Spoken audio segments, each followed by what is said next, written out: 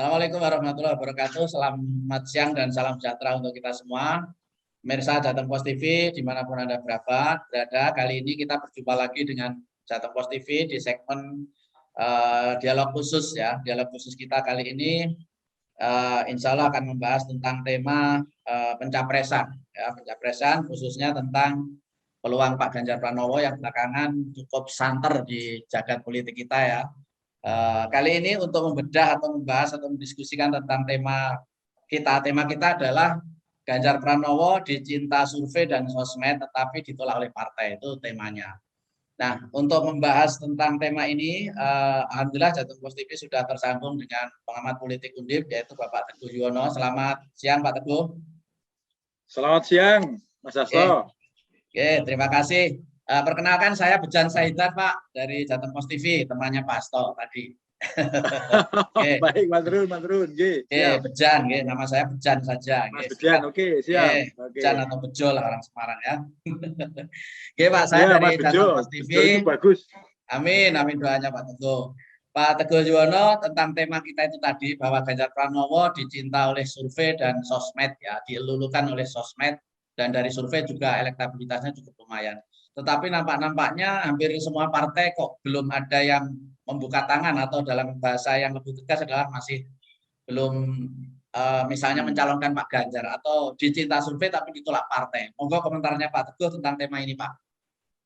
Ini kan sesuatu yang menarik ya Mas Bejo ya, karena begini, kenapa tadi dikatakan tidak ada partai politik atau belum ada partai politik yang mencalonkan ke beliau?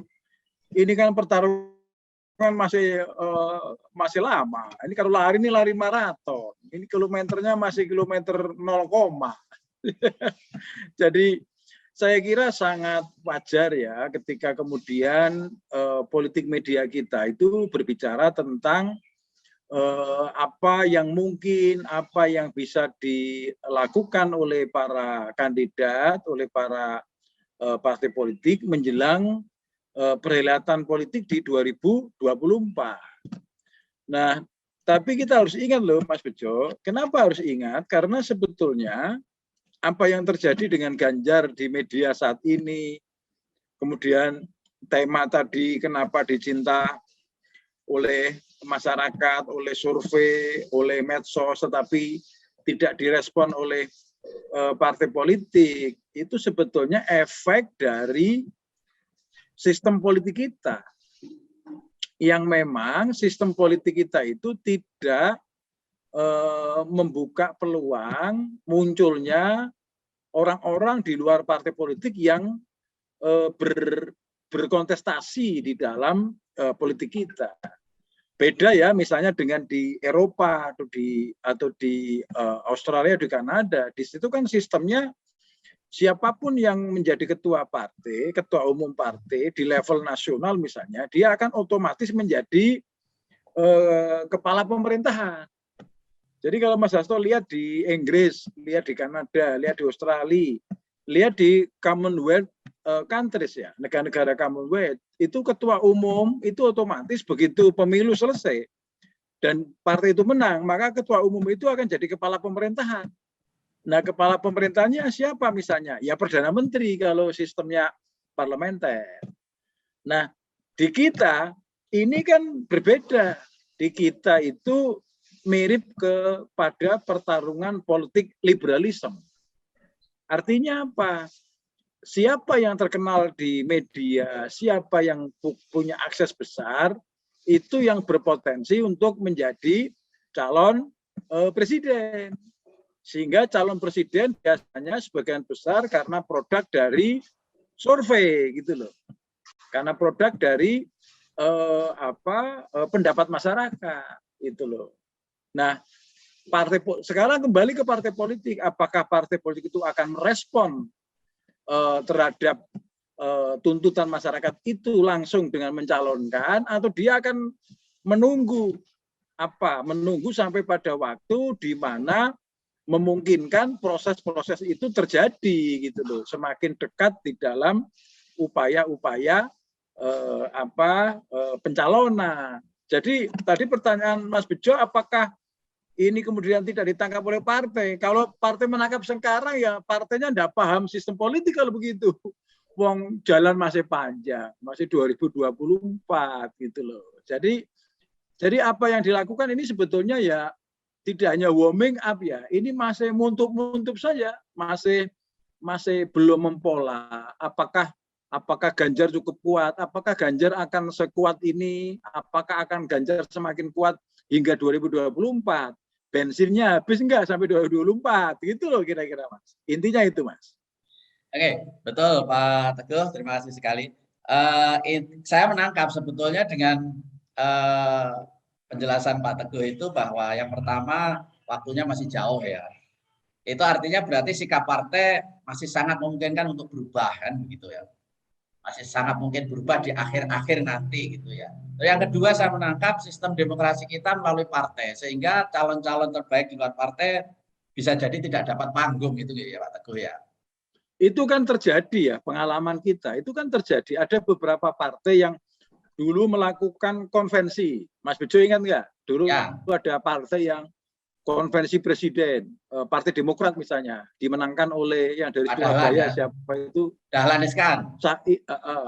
Dahlan Iskan. Ya orang dilanjutkan, tidak didaftarkan. Kemudian Golkar juga begitu ya, kalau nggak salah waktu itu Golkar yang menang Abu Rizal Bakri. Juga karena gabung dengan partai lain, Abu Rizal tidak cukup kuat ditawarkan, akhirnya menang konvensi tapi tidak dilanjutkan menjadi calon presiden. Nah, itulah kenapa dari saya katakan sistem politik kita ini kan sistem politik yang berbasis kepada tata aturan pemilihan umum. Di mana pemilihan umum itu sebetulnya yang didaftarkan, yang ditandatangani oleh ketua umum partai, yang ditangani oleh sekjen partai itu yang dipertandingkan. Jadi kalau menang di konvensi, menang di sana, menang di sini tidak ada jaminan gitu loh.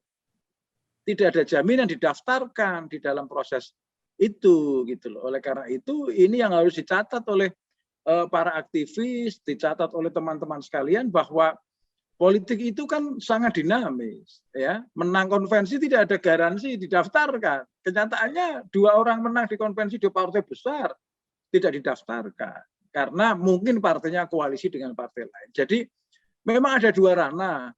Saya kira Mas Bejo paham ya, di dalam undang-undang kita juga tidak dikenal calon dari independen untuk presiden. Misalnya beginilah, cari contoh ekstrim. Apakah misalnya ketika Ganjar tidak dicalonkan oleh partai PDI Perjuangan, kemudian juga tidak dipilih oleh partai lain, apakah Ganjar ada ruang untuk mendaftar lewat independen? Kan juga tidak ada. Gitu loh. Jadi ini yang harus dipahami. Oleh karena itu saya kira kemarin rame-rame Ganjar, kemudian bahkan ada yang membuli di medsos, ada bahkan lawan atau orang-orang partai yang memberikan penilaian ke Ganjar begitu juga dibully juga di medsos. Ini bagian dari dinamika menuju 2024. Gitu loh Mas. Jadi sebetulnya saat ini masih jauh dan segala sesuatu ke depan masih sangat memungkinkan untuk berubah sikap partai itu terhadap calon-calon ya Pak Teguh ya. Oke Pak Teguh. Ya itu masih jauh. Dan itu sebetulnya walaupun jauh tetapi dalam sistem politik sebetulnya ini bagus ketika dari awal sudah ada nama yang dielus-elus supaya masyarakat memiliki educated politik ya, politik mengenai berpendidikan politik sehingga dia sejak lama sudah memiliki memiliki kepedulian, memiliki informasi sehingga ketika Pilpres ya tinggal dipastikan calonnya yang akan dipilih seperti ini gitu. Oke, jadi sebetulnya dengan keadaan itu memang tidak ada pilihan lain buat Pak Ganjar kecuali memang harus berkomunikasi yang baik dengan partai ya Pak, baik PDIP maupun partai yang lain ya. Karena kalau apapun, Pak Ganjar, kalau khusus Pak Ganjar ya tidak berkomunikasi dengan partai, khusus yang bagus berkomunikasi dengan Bu Mega selesai. Betul, betul. Kalau dengan partai yang dihubungi bukan Bu Mega ya tidak bisa karena kartu PDIP itu harus diyakini dia memiliki special cultures ya. Dia punya budaya politik tersendiri. PDIP punya custom tersendiri yang itu tidak berlaku untuk partai lain. Misalnya begini, Partai lain barangkali ada konvensi, ada pertarungan ini itu ini, tapi bagi PDIP tidak berlaku. PDIP sudah jelas prinsipnya, tegak lurus pada ketua umum punya hak prerogatif, dan semua orang partai, semua kader partai mengakui itu, menerima itu loh. Jadi tadi saran Mas Bejo itu kalau sebagai konsultan politik sarannya tidak tepat. Sarannya bukan baik-baik dengan partai, tapi baik-baik dengan Bu Mega khusus untuk PDIP ini. Gitu. Oke, Pak Teguh, kira-kira sejauh ini pengamatan Pak Teguh, Pak Ganjar cukup punya hubungan baik tidak dengan Bu Mega?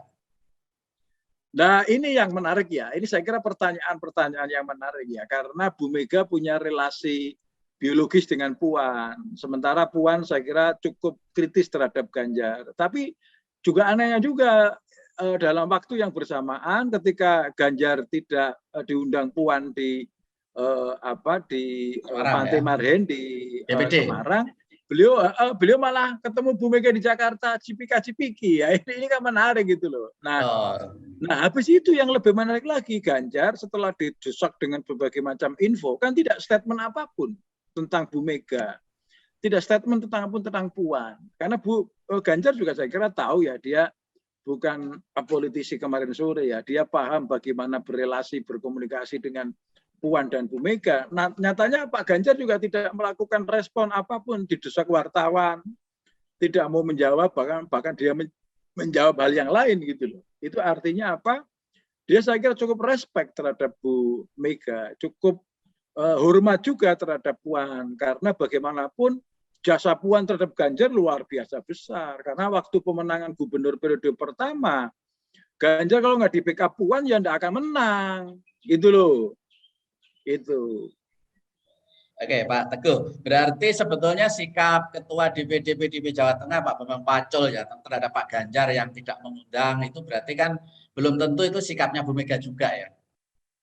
Oh lah iyalah ya.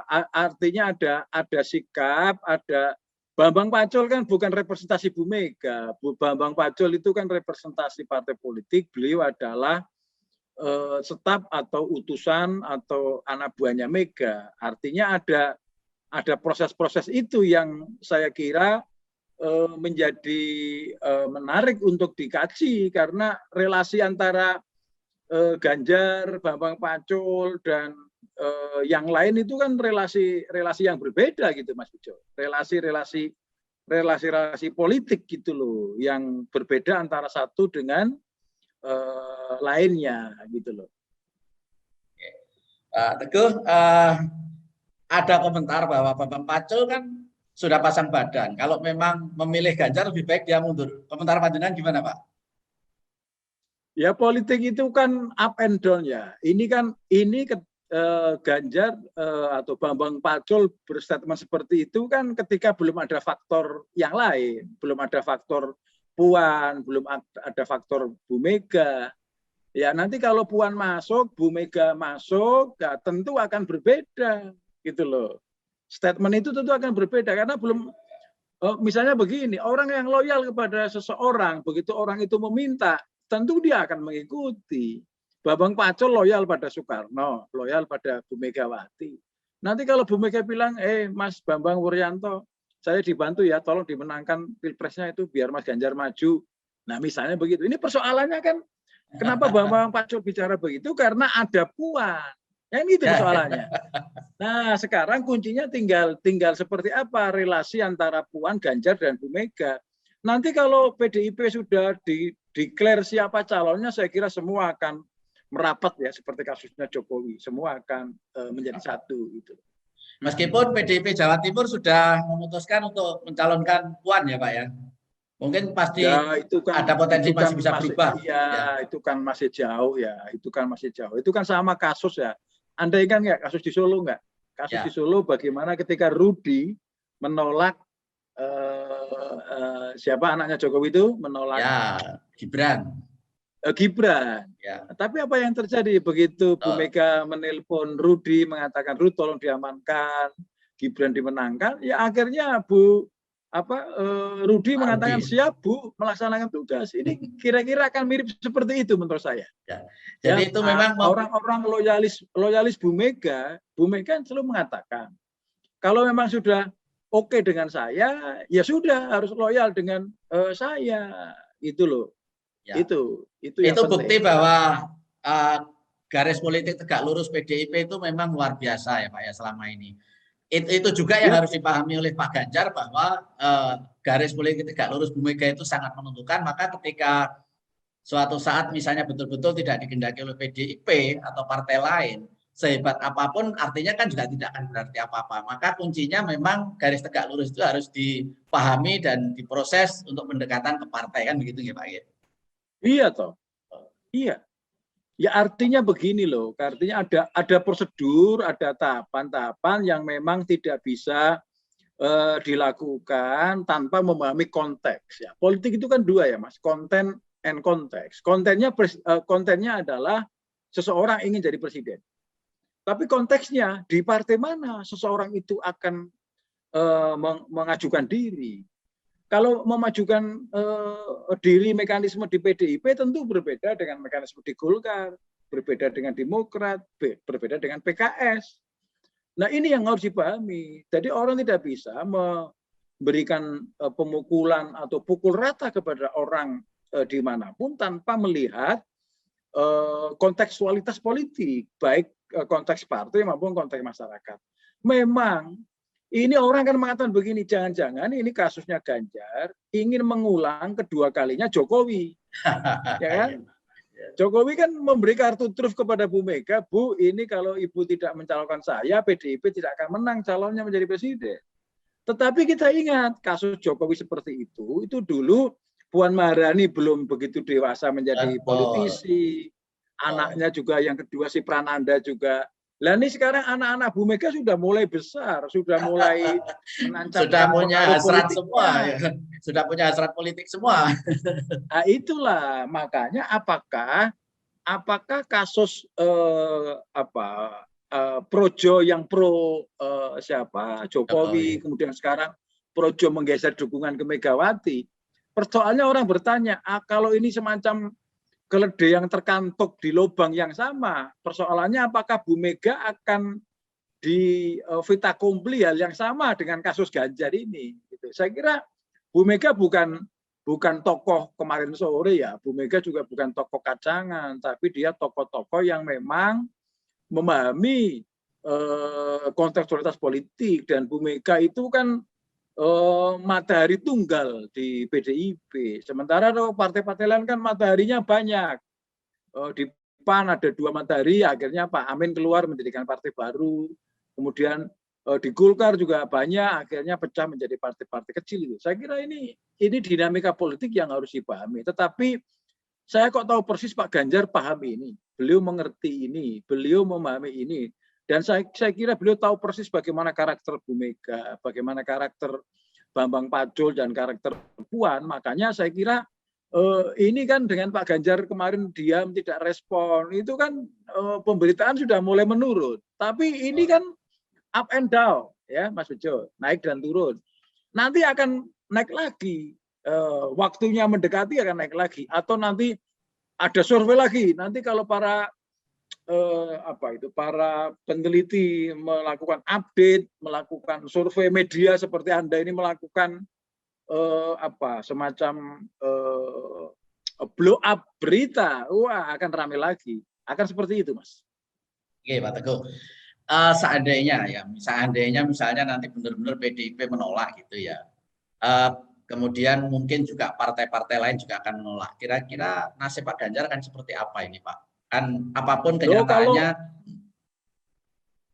mudah ya kalau itu. Kalau itu mudah jawabannya. Pak Ganjar itu kan tokoh ya. Misalnya ini nanti beliau kan 2022 kan selesai. Dia menunggu waktu 2023 saya kira. Dia selesai. Kemudian menunggu sampai 2024. Kalau misalnya tidak punya panggung sebagai presiden, tidak punya panggung sebagai partai lain, dan saya tidak yakin juga ketika misalnya Ganjar tidak diberi peran oleh Bu Mega, apakah Ganjar cukup berani mencalonkan diri dengan partai lain? Saya kok tidak yakin. Saya yakin Ganjar nggak berani mencalonkan dari partai lain. Dia tidak cukup confident misalnya dicalonkan partai Golkar atau Demokrat atau PKS Nasdem atau PKS mengiyakan. Saya kira nasionalisme Ganjar kepada PDIP saya kira cukup kuat dan saya yakin dia tidak akan mau. Dia pasti akan mengatakan saya akan mengikuti perintah Bu Mega. Nah, ketika level Bu Mega Ganjar tidak bisa masuk di level presiden atau wakil presiden, kan masih ada level lain, ada menteri, ada DPR, ada masih banyak ya gelanggang-gelanggang yang bisa diabdikan oleh Pak Ganjar, walaupun mungkin banyak pendukungnya yang kecewa, banyak pendukungnya yang tidak happy, tetapi Pak Ganjar kan mengabdi dimanapun, berkali-kali belum mengatakan saya prajurit siap ditempatkan dimanapun, ya kan, petugas partai kan harus begitu, apakah di mana, Pak di gubernur sudah 2 kali, di menteri, di masih banyak lah saya kira jabatan-jabatan politik yang beliau bisa lakukan. Tetapi itu kan yang terburuk ya. Saya kira Bu Mega juga saat dari awal mengatakan Bu Mega itu bukan politisi kemarin sore, Bu Mega itu juga bukan politisi kacangan. Beliau penuh dengan pengalaman sejak Orde Baru, sejak Orde Lama beliau juga paham persis. Saya kira keputusan-keputusan akhir itu akan diambil dalam posisi yang cukup komprehensif seorang Megawati menurut saya. Oke, Pak Teguh. Misalnya, jadi karena kan kita bicara tentang kemungkinan ya, politik kan kemungkinannya sangat banyak. Misalnya nanti betul-betul tidak dikehendaki PDIP, terus kemudian mungkin dikehendaki oleh partai lain, katakanlah PKS, kemudian Demokrat dan Nasdem barangkali ya. Itu kan 3 partai itu kan menurut saya sudah sekitar 25% dia memenuhi ambang batas pencapresan ya. Di luar itu saya kira sudah berkoalisi dengan PDIP dan Gerindra lah ya, yang lain-lain itu partai kecil. Jadi kemungkinan mungkin bisa 2 ya. Yang dari PDIP Gerindra adalah Puan dan siapa, Pak Prabowo atau yang lainnya, yang satunya mungkin Pak Ganjar dengan Anies atau Ridwan Kamil. Jadi memungkinkan ada dua calon lah barangkali gitu ya. Jika dikehendaki seperti itu. Jika bertarung seperti itu, kira-kira menang Ganjar atau Puan Pak kira-kira Pak? Itu kalau dilihat dari aspek satu bicara aspek kemungkinan. Ya. Saya kira sangat tergantung apakah Ganjar menerima tawaran itu. Tapi hipotesis saya Ganjar tidak akan menerima tawaran itu. Lebih baik menolak ya Pak ya? Ya, lebih baik dia berada di gerbongnya Megawati. Itu satu. Itu skenario satu. Tapi kalau tadi Anda mengatakan, tapi kalau Mas Bejo mengatakan, bagaimana dengan skenario 2? Misalnya Ganjar dirayu ngalor ngidul, akhirnya dia mau, ya kan? Karena kita ingat banyak kasus ya tokoh-tokoh PDIP begitu keluar PDIP dia jatuh. Contoh misalnya kayak dulu wakil gubernur kita Bu Rusri Ningsih. Ya, itu mantan ketua PDIP Jawa Tengah Pak Mardiono ya. Iya, betul. Murdoko yang terakhir ya. Iya, dulu dia sangat kuat kan. Tapi begitu tidak di jalurnya Bu Mega langsung habis. Murdoko itu juga ya, seperti itu. Mantan ketua DPD juga Jawa Tengah. Mardiono yang dulu itu Dadengkot PDIP Jawa Tengah itu ya. Hilang juga. Ya, betul, sama. Kasusnya kan sama. Artinya ketika roh kekuatan Bu Mega tidak ada di situ, itu orang akan kolab. Bahkan Lee Kuan Yew Kwi Kian Gi itu juga seperti itu. Laksamana Soekardi di tingkat nasional akhirnya hilang dari pentas politik. Betul. Nah, ini persoalannya apakah kasus seperti ini akan menjadi kasus di Ganjar kalau Ganjar menerima tawaran itu kemudian misalnya kalah, maka Ganjar akan habis politiknya. Itulah. Tetapi kalau ditanyakan kalau misalnya Anies dan Ganjar bergabung kemudian melawan Prabowo dan Puan, itu kekuatannya akan pertandingan antara kekuatan nasionalis melawan religius. Dan itu nampaknya mungkin PDIP barangkali tidak berpikir ke situ karena kalau PDIP masih berpikirnya nasionalis religius. Tetapi kalau itu bertarung ya Ganjar Anies melawan Prabowo Puan, itu kalau dalam dunia tinju kemungkinan besar itu skornya tipis atau draw itu. Ya karena kekuatannya imbang. Satunya mungkin partainya tidak sekuat Gerindra dan PDIP, tapi figurnya Anies dan Ganjar cukup kuat. Jadi kalaupun menang ya saya kira posisinya di 0, atau 1, sekian. Tidak mungkin menang bisa sampai 5% gitu. Saya kira itu akan menarik. Tetapi yang kita takutkan juga jangan-jangan akan terjadi polarisasi konflik seperti dulu yang 1 dan 2 gitu loh. Dulu kan 1 dan 2 sampai ribut, ya kan, sampai ini dan sampai itu gitu loh. Saya kira itu. Dan itu adalah fakta politik kita yang buruk, Pak, sebetulnya ya. Ketika calon presiden hanya 2 pasang, itu dampaknya adalah ada keterbelahan sosial masyarakat kita yang faktanya 01 dan 2 sampai hari ini belum selesai ya, Pak ya.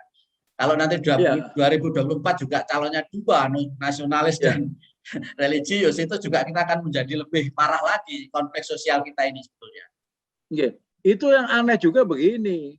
01, 02 Prabowo dan Jokowi sudah bergabung, sudah ngopi bersama, tapi yang di bawah masih kelahi, itu loh masalahnya. Itulah. Jadi ini susahnya di kita itu memang ada 2 ranah, Mas Bejo. Ranah politik elit dengan politik massa. Jadi kadang-kadang elitnya sudah selesai, sudah akur, tapi masanya tidak. Bahkan mengatakan kami nggak ikhlas Prabowo kabinet. Sampai sekarang masih ada orang yang mengatakan kami tidak senang, kami tidak ikhlas Prabowo ada di parlemen, ada di kabinet. Mestinya Prabowo di luar. Sampai sekarang malah bahkan 02 malah memusuhi Prabowo sendiri. Dikatakan tidak komitmen terhadap Prabowo. Padahal Prabowo sudah gabung ke 01 misalnya. Ya kan? Dan celakanya untuk dilihat. Gitu. Dan celakanya elit politik kita juga bisa memberikan pendidikan politik yang bagus, bahwa sebetulnya dampak dari 2 calon itu kan di masyarakat terjadi terbelahan itu, tetapi elitnya tidak menyelesaikan juga, itu harusnya diselesaikan itu ya. Elit sudah berangkulan. Yang kedua, pengalaman di negara-negara yang sudah lama berdemokrasi, di Amerika ya tidak masalah itu, karena di Amerika begitu orang sudah dinyatakan menang, dilantik, sudah selesai. Oke, selamat Anda menang, kita ketemu lagi 4 tahun lagi, 5 tahun lagi, kita akan bertarung lagi. Sekarang Anda pimpin dulu, saya akan siap untuk melakukan perlawanan di 4 tahun yang akan datang, di pemilu yang akan datang. Kalau di kita kan enggak. Begitu kalah ya tetap usrek, orang nerima, dicari terus kelemahannya, dirasani terus. Kalau perlu dihabisi, kalau perlu di-impeachment, kalau perlu dimakzulkan, ya ini terus kapan kita membangun gitu. Jadi ini sebetulnya Mas Bejo, ini berkaitan dengan yang disebut dengan political cultures, budaya politik.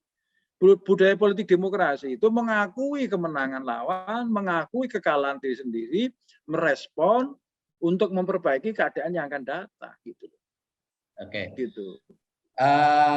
Pak Teguh, apapun yang terjadi kan di sosmed, kemudian di survei ya, popularitas Pak Ganjar luar biasa ya. Popularitas mungkin juga harapannya elektabilitas ya. Bahkan saat ini begitu. Betul, bermunculan di sosmed itu grup-grup tentang fans Ganjar, kemudian Ganjaris, relawan dan macam-macam.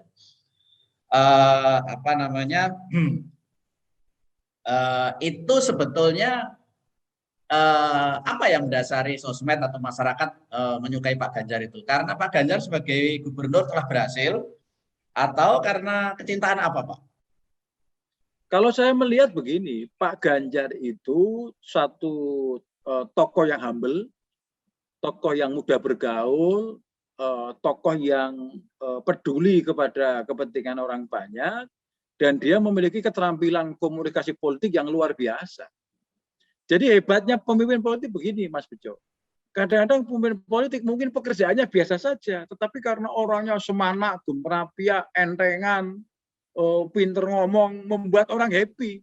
Orang belum dilayani, ketemu dokter, dokternya baik kan sudah sembuh. Seperti ini kasusnya. Betul. Seperti ini Pak Ganjar. Jadi politikus juga seperti dokter seharusnya ya. Iya, seperti dokter. Bahkan Pak Ganjar belum melakukan apapun, begitu ketemu, wes cocok, wes seneng, nggih Pak, derek manut. Akhirnya kemudian Pak Ganjar keberhasilannya walaupun biasa menjadi luar biasa di mata masyarakat, karena ada apa? Di situ ada pemahaman, ada semacam transparansi ya. Pak Ganjar punya kemampuan mengelola komunikasi yang bagus, bagaimana public speaking, bagaimana berpersuasi terhadap masyarakat, bagaimana Pak Ganjar melakukan interaksi media sosial interaksi sosial yang begitu bagus. Akhirnya saya elek-elek ketutup, Thomas. Ya. Contoh begini, yang jelek-jelek begini contoh. Kan tidak muncul di media misalnya. Pak Ganjar kan sebetulnya belum berhasil mengelola ekonomi di Jawa Tengah. Ini ekonominya sekarang turun. komunikasi. Pak Ganjar juga belum berhasil misalnya mengelola pengangguran di Jawa Tengah, juga belum berhasil misalnya mengelola gap pembangunan antara satu kabupaten dengan kabupaten lain. Tetapi ini tertutup karena Pak Ganjar kemampuan komunikasinya bagus, menjelaskannya bagus bahwa ini kerja bersama, tidak hanya gubernur, ada bupati wali kota ada yang cepat, ada yang lambat, ada yang mudengan, ada yang enggak. Akhirnya masyarakat, oh nggih ngaten nggih Pak Gub, oke. Berarti Pak Gub sudah melakukan banyak hal. Akhirnya terpatri dalam pikiran masyarakat, oh nek ngono Pak Gubernur ya apik. Ya, akhirnya berimplikasi ke medsos itu. Dan Pak Gubernur semua medsos itu direspon. Nah, orang ketika mengirim SMS atau WA, kemudian direspon, walaupun responnya pendek, mesti senang. Orang yang nggak senang itu ketika ngirim WA sudah centang biru, orang dibales, ini kurang ajar. Gitu loh. Sombong pemimpinnya ya. Sombong. Lah, Pak Ganjar tidak begitu. Itu keuntungan beliau. Mampu mengelola komunikasi kepada masyarakat itu yang luar biasa. Ya, salah satunya itu poinnya. Jadi sebetulnya menurut saya, Mbak Puan tidak perlu baper ya dengan melihat Pak Ganjar yang akhirnya bisa diterima dengan komunikasi yang bagus. Harusnya Mbak Puan juga melakukan hal yang sama, apalagi dia ketua DPR. Ya. Kan? Harusnya cuma pertanyaannya begini, kalau orang suka bermedsos itu kan juga bakat juga, ya. Pembawaan juga. Persoalannya apakah Bu Puan itu senang langsung berkomunikasi dengan masyarakat. Kalau Bu Puan, kalau Pak Ganjar kan sebagian besar HP-nya kan dipegang dia bukan oleh ajudannya. Jadi Pak Ganjar memang menjawab langsung, jadi dia. Nah justru Bu Puan mungkin mulai berpikir apakah ada waktu, seperti Pak Ganjar semua direspon. Karena Pak Ganjar kan jam berapapun semua direspon, sedikit-sedikit upload di medsos, sedikit-sedikit diumumkan di medsos, karena beliau meyakini media ini yang paling murah, yang bisa dipakai, paling efektif untuk masyarakat berkomunikasi. Dan semua pemasukan itu diterima gitu, semua kritik, saran, informasi direspon oleh beliau. Nah pertanyaannya apakah Bu Puan punya waktu seperti itu? Apakah selama ini Bu Puan, karena Bu Puan selama ini kan tidak pernah dieksekutif, ya kan? Beliau kan di jalur politik terus, belum pernah menjadi pemimpin daerah, kepala daerah, belum pernah menjadi menjadi pelayan langsung di masyarakat, misalnya apakah menjadi lurah atau camat atau apa, kan Bu Puan kan selama ini bermainnya kan di ranah-ranah tokoh-tokoh politik. Nah, tokoh politik itu kan apakah langsung menghandle medsosnya itu? Nah, kasus Pak Ganjar kan dihandle langsung, tidak diserahkan ke ajudan. Jadi orang tahu jawaban ini jawaban dari Pak Ganjar, gitu. Ya. Itulah bedanya. Kalau jawabannya dari HP kita, coba. Kita ingat nggak dulu, zaman Pak SBY pertama ada WA, ada SMS center itu. Semua Pak SBY buka, silakan semua keluhan dikirim ke jalurnya Presiden. Ternyata yang jawab mesin, terima kasih, nanti akan kita olah. Semua WA jawabannya bodoh, akhirnya wong yo males. Percuma juga ya. Aku ngirim WA, ngirim SMS dijawab mesin, ya kurang ajar tuh. Akhirnya SMS centernya SBY waktu itu kan gagal. Orang tidak lagi percaya karena ya ngapain saya melaporkan sesuatu sing jawab mesin, gitu loh. Jadi intinya seorang pemimpin adalah yang pertama adalah keberpihakan sih Pak ya, keberpihakan kepada rakyat itu. Membuka keran untuk dialog saja sudah keberpihakan itu melalui sosmed, melalui WA itu. Harusnya orang gubernur orang gubernur, menteri, presiden, WA dibalas ki mau rakyatnya wis ngadu lagi. Padahal belum diapa-apain. Sama juga dengan dokter, belum disuntik, belum dikasih apa, begitu ketemu dokternya apa yang langsung mari kok, rasa ngobrol. Yang penting empati, keberpihakan itu sudah cukup lah buat rakyat sebetulnya, tidak lebih dari itu ya. Harusnya Mbak Puan sebagai ketua DPR RI Pak punya peran yang sangat besar jika beliau memang berpihak kepada rakyat sebetulnya. Misalnya tentang undang-undang KPK ya misalnya juga tentang Omnibus Law itu ya. Jadi rakyat melihat, mencatat sama sekali peran beliau tidak ada keberpihakan kepada rakyat. Lah itulah yang membuat akhirnya juga jauh kan gitu. Kalau beliau mau dan bisa melakukannya dengan seperti yang dilakukan Pak Ganjar itu luar biasa. Jadi persoalannya bukan masalah Pak Ganjar dianggap kebablasan gitu ya. Tetapi lihatlah bahwa itu cara yang seharusnya juga beliau bisa lakukan. Jadi jangan baper gitu istilahnya. Ada beberapa konteks ya yang memang agak berbeda ya. Kalau orang berada di posisi parlemen dengan orang di posisi di menteri atau di gubernur itu memang beda kasus ya, Mas Bejo. Kalau di parlemen kan tidak bisa langsung mengeksekusi. Jadi di parlemen itu kan sifatnya adalah kritik, saran, masukan kepada pemerintah untuk ditindaklanjuti. Tapi kalau mereka yang ada di pemerintahan kayak Pak Ganjar, Anies Baswedan, Ridwan Kamil, itu perintahnya itu bertuah, langsung ditindaklanjuti. Tapi kalau parlemen kan Bu Puan juga tadi betul lah harapan Mas Bejo, tapi juga tidak mudah bagi Puan karena Puan berada dalam sisi legislasi. Sisi legislasi itu ya paling menerima masukan dan menindaklanjuti dalam bentuk peraturan, tetapi tidak bisa merasakan langsung. Contoh begini, kalau Pak Ganjar misalnya menemukan ada orang miskin di tengah jalan, ada orang kekurangan, Pak Ganjar bisa langsung menindaklanjuti. Oke, dinas sosial tindak lanjuti. Tapi kalau Puan kan nggak bisa, itu loh, karena dia di ranah-ranah legislasi. Itulah bedanya pemimpin yang bisa langsung eksekusi dengan tidak, dan akibatnya apa? Yang lebih populer yang ada di eksekusi. Seperti semestinya seperti Anies Baswedan atau Ridwan Kamil yang bisa langsung turun ke bawah.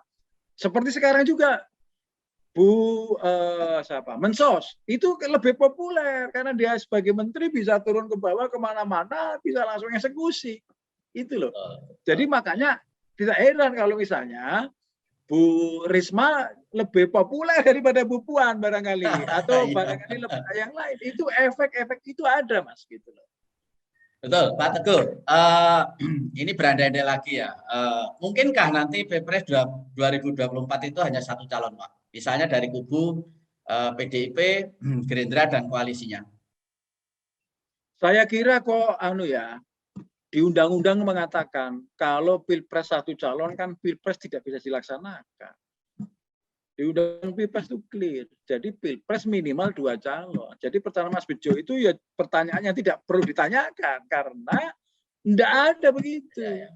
Jadi tidak mungkin satu pasangan. Kalau hanya satu pasangan Pilpres tidak bisa dilaksanakan. Itu jelas di undang-undang pemilu ya.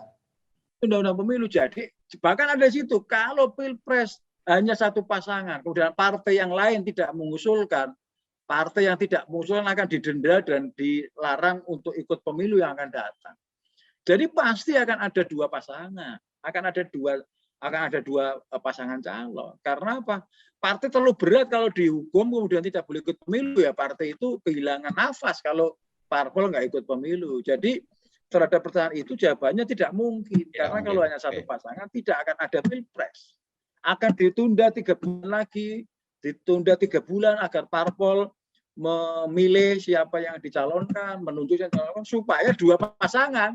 Aturannya begitu, Mas. Oke. Kira-kira dengan komposisi kursi DPR RI saat ini, Pak, kira-kira kemungkinannya ada berapa pasang kalau ya 2024 itu? Ya kalau hitungan di atas kertas itu kan bisa 3 pasangan ya dengan kekuatan. Tetapi kalau kalau PDIP sudah bergabung dengan Gerindra begitu kuat, maka sisanya mungkin tidak cukup untuk berkoalisi. Jadi kalau menurut saya jumlah koalisi berapa, jumlah pasangan berapa menjadi tidak relevan. Yang menurut saya yang paling relevan adalah ada 2 pasangan yang bertarung sehingga kepemimpinan nasional tidak terganggu. Karena kalau nggak ada 2 pasangan yang bertarung, maka kita tidak punya Pilpres, kita tidak punya presiden, ditunda lagi, ya kan? Dan ini saya kira menjadi tugas partai politik untuk mulai sekarang mencoba menawarkan calonnya kepada masyarakat. Apakah itu Ridwan Kamil, apakah itu Anies Baswedan. Karena tokoh-tokohnya, saya beritahu ya, tokoh-tokoh politik yang akan calon presiden, nanti ya akan itu saja, Mas. Nggak akan muncul tokoh baru yang nggak pernah kedengaran seperti Mas Satrio Piningit, ngerti muncul ya orang-orang mungkin apa zaman ini ya kan kalah ya. Itu saja dan bahkan mungkin sekian tahun lamanya ya itu lagi balik lagi gitu ya. Kalah naik lagi, kalah lagi. Contoh. Orang kan mengatakan politik kita kan sebenarnya politik senioritas. Tokoh-tokoh kita semua tokoh-tokoh lama. Tokoh-tokoh yang produk rejim Orde Baru. Bu Megawati, Bu SBY, Amin Rais. Itu tokoh-tokoh tua yang masih hidup dan masih peduli dengan politik. Mereka belum pensiun. Ya kan, Wiranto juga belum pensiun, Prabowo ya belum pensiun, Amin Rais juga belum mau pensiun, ya kan, SBY masih ada. Jadi sebetulnya pemilu kita 2024 itu sebenarnya masih pertarungan politikus senior, belum betul-betul orang baru. Nah, orang baru mungkin baru di 2029 atau 2030. Nah, itu betul-betul mungkin orang-orang senior sudah tidak lagi cukup energi, nggak ada pilihan. Contoh lah sekarang ini SBY kan sudah mulai menurun, ya kan. Tapi Amin Rais masih semangat, ya kan. Terus si siapa Wiranto mungkin sudah mulai menurun, tapi Gerindra Prabowo masih semangat, ya kan. Gitu loh Mas. Tapi kan ya wong kubi-kubi wae. Tokoh-tokoh muda itu adalah tokoh-tokoh yang dipromosikan oleh tokoh-tokoh tua. Jokowi nggak akan naik ke panggung kalau nggak diberi peran Bu Mega, kan begitu. Sama juga dengan Anies, nggak akan naik panggung kalau nggak diberi kesempatan oleh partai-partai di luar PDI dan tokoh-tokoh partai nasionalis yang lain. Saya kira itu Mas Bejo. Oke. Jadi ke depan mungkin masih sangat memungkinkan ya Pak bahwa koalisi PDIP dan Gerindra dan lain-lain itu mungkin mengajukan pasangan Bu Mega Bu Mega dan Prabowo. Nah ini yang jadi masalah. Kalau tokoh-tokoh senior ini turun gunung, waduh ya tokoh-tokoh muda ini yang tentu akan sungkan. Misalnya tokoh-tokoh ini turun gunung Prabowo Mega, kemudian lawan sana misalnya Ganjar sama Anies, ya Ganjar tidak mungkin mau lah melawan ibunya. Ya. Jadi ini aneh juga menurut saya. Masih muncul romantisme karena dulu kalah dengan SBY, lah sekarang waktunya. Karena kalau yang maju Megawati dan Prabowo mungkin peluang besarnya lebih menang. Pilpres, ya kan? Pilpres sudah selesai, Pak. Pilpres sudah selesai. Tetapi apa iya? Apa ya akan selevel Bu Mega? Apakah misalnya kemudian diuji betul kesehatan seumur beliau untuk jadi presiden? Apakah cukup bugar? Karena tuntutan presiden kan tinggi sekali, ya kan? Nah, tetapi menurut saya ini ide-ide menurut saya agak gila ini memasangkan Mega Prabowo lagi. Saya kira ini orang seperti tidak udah kehabisan akal ya, sehingga muncul tokoh-tokoh tua yang tokoh-tokoh senior lah yang saya kira menjadi cukup kuat ya di dalam politik kita gitu Mas. Oke Pak Teguh, mungkin yang terakhir Pak, ada pesan-pesan buat pendidikan politik masyarakat kita Pak. Saya sebagai pakar politik sebetulnya mengapresiasi ya Mas Ujo bahwa demokrasi itu kan starting from discussion, starting from konteks masyarakat berbicara. Jadi dengan masyarakat berbicara, dengan masyarakat mengemukakan pendapat, masyarakat melakukan proses-proses komunikasi politik, mengapresiasi pendapatnya, itu adalah inti dari demokrasi. Jadi inti demokrasi itu sebetulnya adalah rakyat memiliki hak bersuara. Tidak hanya hak suara coblosan di TPS ya, tapi hak bersuara baik lewat medsos atau lewat lembaga apapun. Nah menurut saya jangan berhenti di situ. Jadi biar aja bergulir siapa calon presidenmu. Bahkan anak-anak kita kan ditanya, apa cita-citamu jadi presiden? Ya biarin aja, ya kan? Justru ini berkembang. Soal itu nanti jadi apa tidak, ya enggak apa-apa. Supaya anak-anak tahu bahwa presiden itu figur yang baik. Jadi presiden juga cita-cita. Syukur-syukur tambah lagi. Saya ingin jadi DPR. Oh berarti ada positif image mengenai DPR. Saya ingin jadi gubernur. Saya ingin jadi bupati. Supaya ada positif impact terhadap jabatan-jabatan itu. Ya kan? Walaupun kita tahu seorang presiden, seorang bupati, seorang wali kota juga harus hati-hati karena bisa terancam KPK juga kan. Nah, ya, supaya masyarakat menyadari bahwa pemimpin penting, kepedulian umum penting, tetapi jauh lebih penting dari itu adalah bagaimana rakyat bersuara. Suara dijamin, suara diapresiasi, kritik membangun, kritik tidak boleh merusak, tetapi memperkuat persatuan, kesatuan nasional, sehingga kita bisa berkompetisi dengan negara lain yang sudah maju. Saya kira itu poin saya, Mas Bejo. Terima kasih Pak Teguh Yuwono, pengamat politik Undip Semarang, atas bincang-bincang dengan kami Jateng Post TV, membahas tentang tema Ganjar dicinta survei atau sosmed, tetapi belum diterima oleh partai. Ya. Mudah-mudahan apa yang kita bicarakan menjadi pencerahan buat kita semua untuk menuju Pilpres 2024. Amin. Pak Teguh, sekali lagi terima kasih. Kami doakan Pak Teguh sehat selalu, tetap semangat. Amin. Salam Imun kita sehat, harus, Mas Bejo. Amin. Imun kita Semangat. harus kuat dan kita harus menang Baik, daripada terima COVID, kasih. Pak. Terima kasih. Saya Bejan Saitan. Ya. Saling matur nuwun. Saya Bejan Saitan, Jateng Pos TV undur diri. Assalamualaikum warahmatullahi wabarakatuh. Waalaikumsalam warahmatullahi wabarakatuh. Siap.